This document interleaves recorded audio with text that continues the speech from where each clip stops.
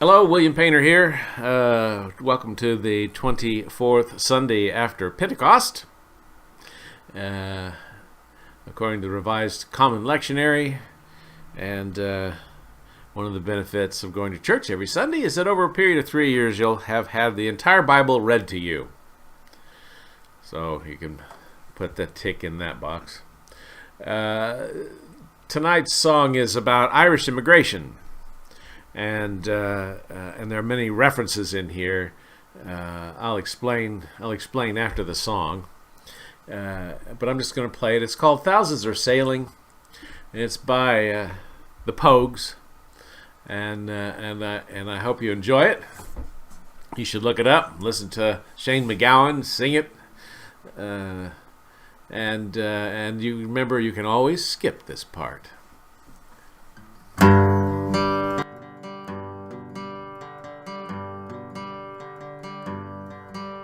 The island, it is silent now, but the ghosts still haunt the waves.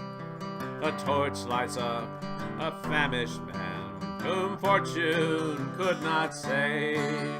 Did you work on the railroad? Did you rid the streets of crime?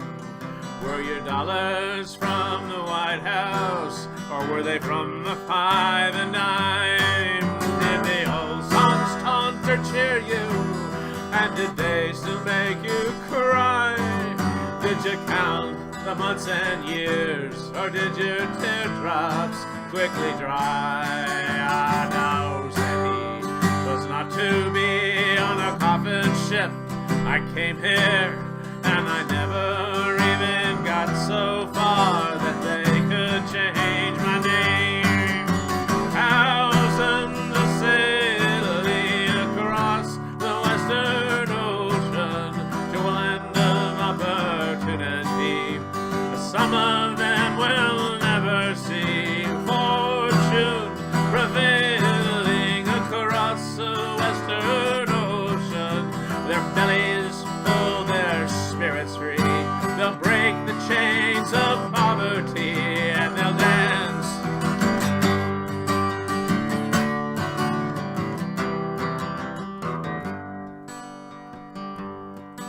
In Manhattan's desert twilight, in the dead of afternoon, we step hand in hand on Broadway like the first men on the moon. And the blackbird broke the silence as you whistled, it's so sweet. And in Brendan Beer's footsteps I danced up and down the street. Then we said goodnight to Broadway, giving it our best regards. Tipped our hats to Mr. Cohen, dear old Times Square's favorite bar. And raised a glass to JFK and a dozen more besides. When I got back to my empty room, I suppose I must have cried. Thousands are sailing again across the ocean, where the hand of opportunity draws tickets in a lottery. Postcards were mailing of sky blue skies and oceans from rooms where daylight never sees and the lights don't glow on Christmas trees. And we dance to the music and we dance. Thousands are sailing again across the ocean, where the hand of opportunity draws tickets in a lottery. Where we go, we celebrate the land that makes us refugees from fear of priests with empty plates and guilt and weeping effigies. And we dance to the music and we dance.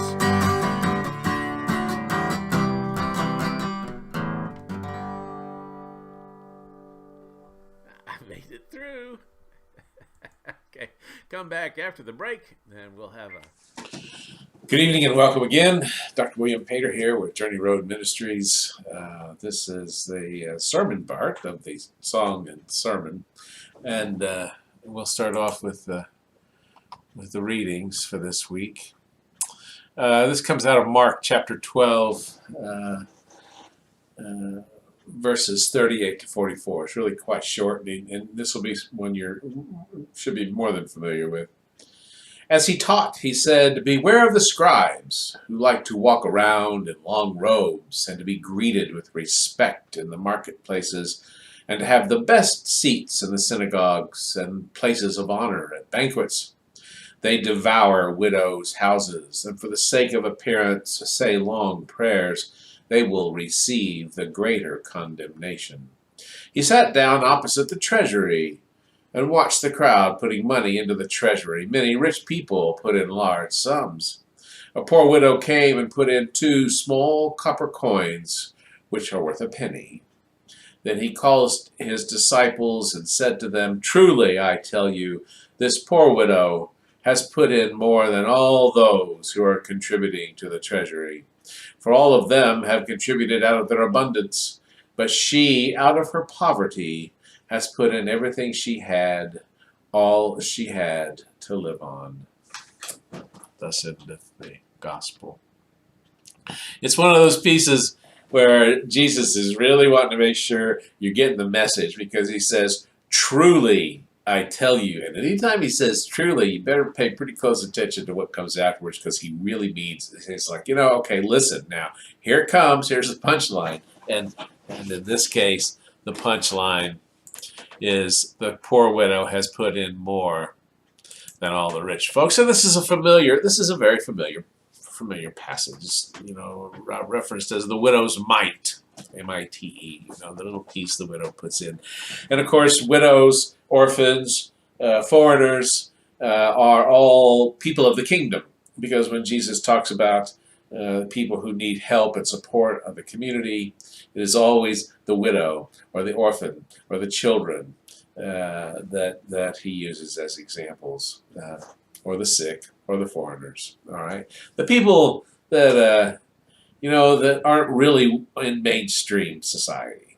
Well, I think in some ways there's an obvious interpretation here, and it's that that she gives. Well, there's a couple of interpretations. Obviously, one is she gives everything she's got. So the message to us is we should give everything we have to the church. And often it's no accident, in fact, I think, that this passage comes during harvest season, when many churches are asking for donations or commitments. This is a period it comes right out of agrarian society, where the crops are all in, and this is when fundraisers happen throughout the month of October and November as we approach December. So I don't think it's just an accident that this passage showed up, because clearly churches rely upon donations and commitments. And I think I've said before, possibly even the last time, some of the more contemporary evangelical churches ask for your bank account and want to know how much you're making before they'll even allow you to join the church, so that your contribution can be at a level that you're supposed to make. I find that more than a little tiring. First of all, because time is money. So if you put in time in volunteering with a church or a social group, it's the same as contributing money. In fact, it's worth a lot more than money.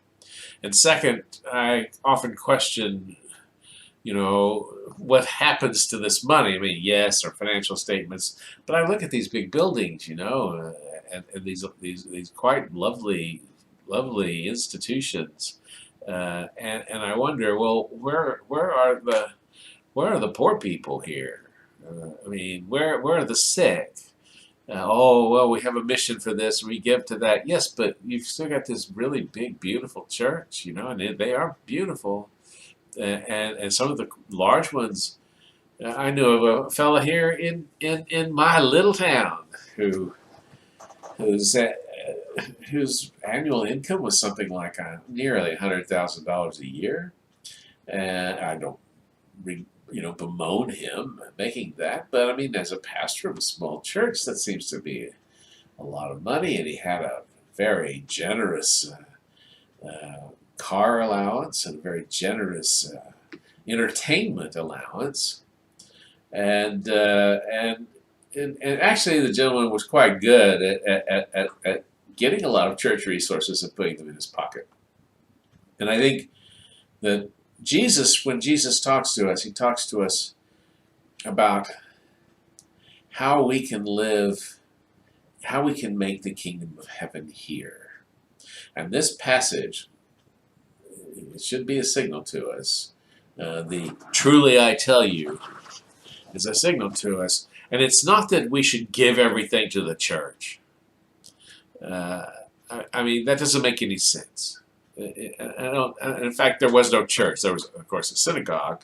But these synagogues were already quite wealthy and supported by wealthy people.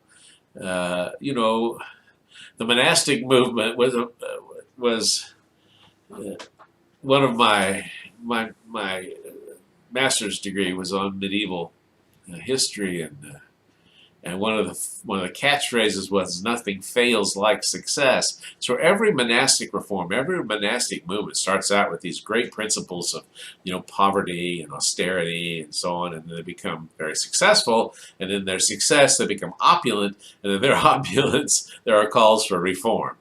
Okay, so nothing fails like success, particularly when it comes to monasticism. Now, I want to continue with this analysis here. If it's not we should give everything to the church, then what does it mean?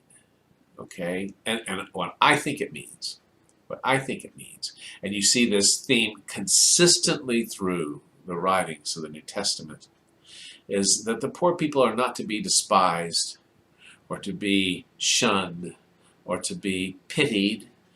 They are to be valued. Okay, they are to be valued. They are valuable, okay, with dignity and purpose and worth.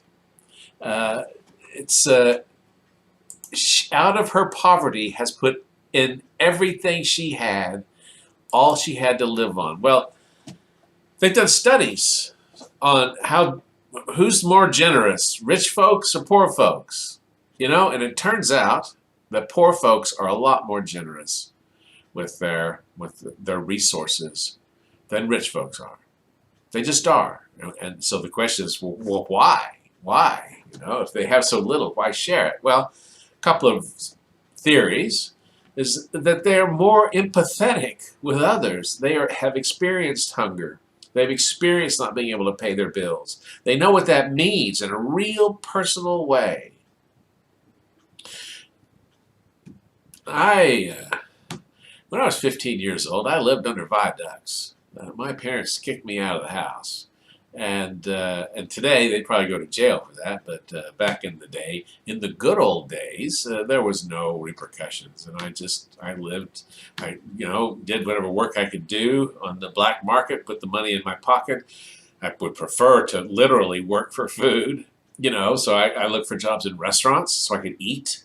I actually ended up, and remember, I'm a privileged white male from an educated family. My parents were professors, and so I get a job in kitchens. I was like 16 years old and working in a kitchen around a bunch of Hispanics and black folks. And I'm like the only white boy there, and in fact, my boss, the chef, most of the time, he just called me white boy.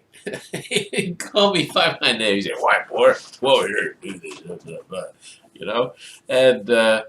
and I learned a lot. I learned a lot about giving and sharing, and he invited me to his home and fed me. He made sure that I always had enough to eat. It was very suspicious of me at first because he wanted to know what this white boy is doing in his kitchen, and what this overprivileged person is doing working there. He probably thought I was working for beer money or something. I was just working for food. Well, that experience taught me a lot. It taught me a lot about people who work in restaurants. It taught me a lot about people who cook food. It taught me a lot about what it means to be poor, what it means to be hungry, what it means to be lost, what it means to be homeless, what it means to be alone. I know what those things mean. I often thought you could drop me anywhere, in any city in the world, and I'd find a way. And the reason is because I've learned to be resourceful. And that one of the resources you learn to really hold close is your ability to work with other people. You can't do it alone. This idea of rugged individualism, it's just something made up to support the mythology of rich guys. I did it on my own, in a country that has unlimited resources, with an infrastructure that supported everything you did, with a labor market that you didn't have. I mean, I could just go on and on and on. The old idea that you didn't do it by yourself. They didn't do it by themselves. And what we do is we work as communities. When Jesus talks, he talks about communities, about how communities help people. And in communities, poor folks help poor folks because they understand what it means to be empathetic to the needs of others. And they can read other people because they are dependent on other people. And they have much to teach us, just like in this lesson. They have much to teach us about how to live in the kingdom of heaven. The song I sang at the beginning, Thousands Are Sailing, it's about the Irish immigration. And there's, when the Irish first came to this country, nobody wanted them. Irish need not apply. We don't serve dogs and Irishmen in this pub. Those signs were everywhere.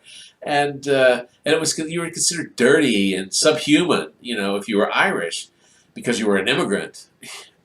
And if this doesn't sound familiar, you're not paying attention, because it's exactly the same kind of language that is being used for refugees coming up across the southern border.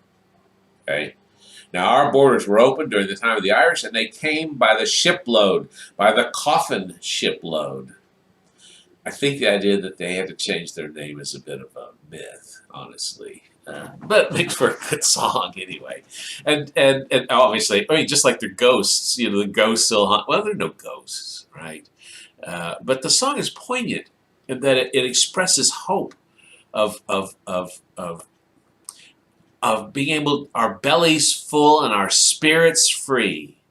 He's not talking about rolling around in gold coins. He's talking about being fed and feeling free, from fear of priests with empty plates and guilt and weeping effigies. Now, that's a very Catholic, the Irish are very Catholic. One of the reasons that we're not all that welcome in the States. But JFK, was being the first Catholic president, was a groundbreaker. Now, what's our attitude about the Irish now? Oh, there are more people that claim descendancy from Ireland than is mathematically possible. Yeah, well, it was Irish, especially on March 17th. Okay.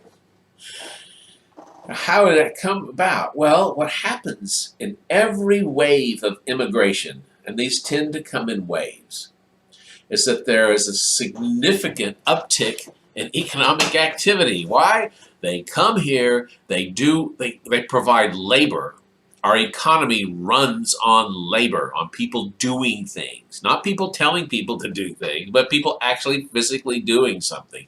And they do the menial tasks. They pick the fruit. They work in the meat packing plants. They sweep the floors. They mow the lawns. They take care of your children. And what do? They get money for that. And that money goes back into the economy to buy bread, milk, eggs, housing, the basics. They spend all of their money. Poor people spend all of their money on necessities. If I gave $100 to a rich person, you know what would happen to it? It'd go in the bank and just sit there. Like the Mary Poppins, you put your pittance in the bank, where it earns interest and blah, blah, blah. Okay? And what an evil old man that guy was, the banker. In the original movie, it was Dick Van Dyke, the old banker, Put your tuppence, it was a tuppence is what it was. Put your tuppence in the bank and watch it grow. But that doesn't feed anybody. That doesn't keep children warm at night. Okay? People who are poor spend their money at the local grocery store, at the local five and dime, at the local doctor's office, and they in turn drive the economy. They are more generous than rich people. They've done studies. Give poor people money and they share it with others because they're more empathetic. And is there anything more Christian or Christ-like or on message than sharing what you have with others who are in need? I mean, that's what Jesus was all about. He says, yes, you need to pray, and yes, you need to be thankful and grateful, and yes, you need to know that God loves you, will take care of you like the sparrow. But he also said, help and love your neighbor. Love your neighbor. Love your neighbor.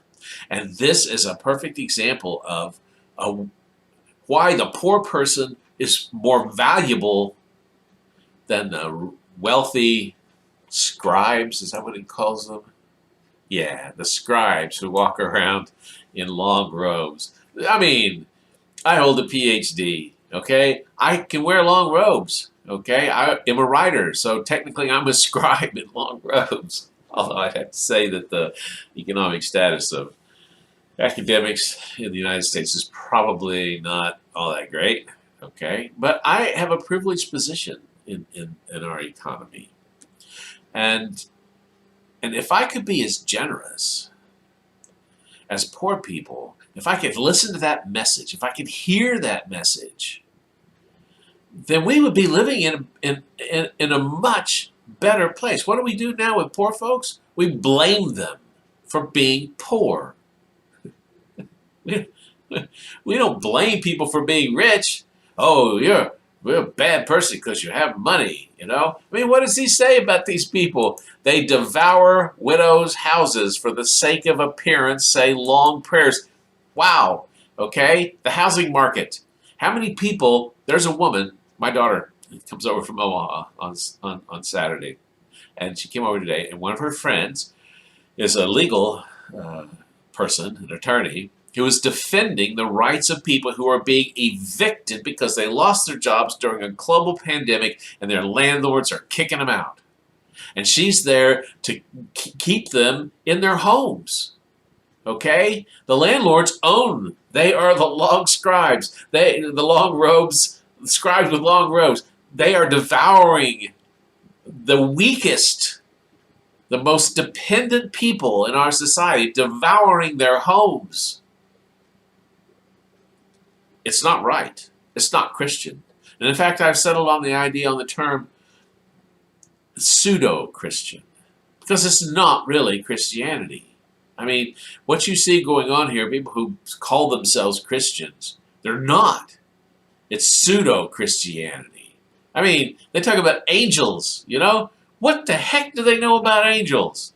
I mean, really, what do they know about the choirs and the levels and the hierarchy of angels? Okay, they know nothing of these things. They think they're just a bunch of white people with wings. Okay, it's not Christianity. It's derived from elements of Christianity, but it's a pseudo-Christianity. And what does he say happens to those people? They will receive the greater condemnation. Well, not me. Yes, well, actually, I do condemn them, but my voice is insignificant. What's really important here is that Jesus lays out what the cosmology is of what it means to live in the kingdom of heaven. Now, I got a fundraising letter from a local church here, and they say, oh, you have to plant your seeds, and you have to give money so that we can help the poor. Well, I happen to know that church wouldn't lift a finger to help a poor person. They just wouldn't. I mean, they don't care about poor people. They don't want poor people in the church. Why? Because they don't have any money. You don't want poor people because they don't have any money. And so if they don't have any money, well, they're not useful to us. Yeah, I didn't give them anything.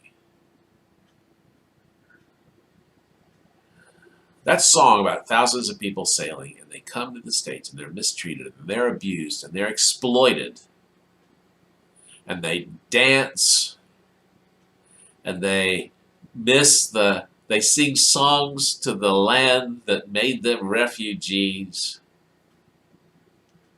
There's value there, real value there, to us as a society, to us as a culture, to us as Christians, and to us as an economy. And when Jesus says she put all she had into it, okay, they put all they have into their work, their labor, their everything. They put everything they got into it. And we need to be more appreciative and honorable and recognize the extraordinary contributions that impoverished people make to our lives and our communities.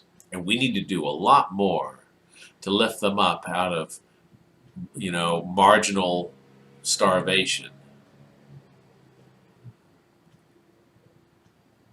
National healthcare would be a good place to start. Okay, that's my 20 minutes. I always feel like I sometimes come across as a finger wagger. I don't mean to be. I think there's a lot of hope here. And there's a lot of hope for us to find here in this passage. And when you see a poor person, be thankful that they are around you and give them money. Help them. They will use it. Okay? They did a study. They gave poor people $50. And then they filmed what they did with it, right? So they figured, they're just going to go buy a bunch of whiskey and drink their faces off, right? You know what they did? They shared it, and then they went and bought food.